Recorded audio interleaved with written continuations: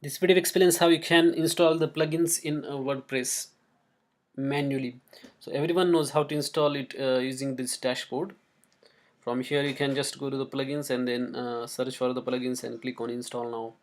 So this is one way, but in case you are not able to do this through this dashboard, you can also do it manually as well. So for that, what you have to do is find out the plugin that you want to install, click on more details, and then you have to go to the actual WordPress website where that particular plugin is there, and then download it.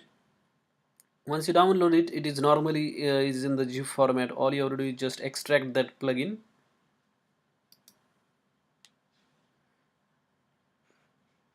So just save it and then extract it.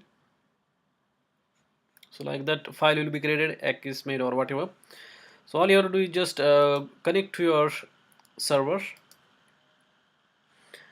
a WordPress website, and then you have to go to this WP content directory.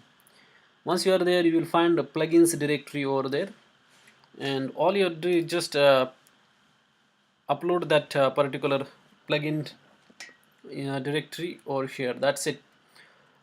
That is all you have to do to install this plugin in your WordPress website manually. And once that plugin is installed, it will be displayed over there. So if you go to your plugins page, it will display over there, and from there you can activate and then do the settings, whatever you want to do. You can do it from there. So that is another way or manually that you can install the plugins as well. Thanks for watching this video.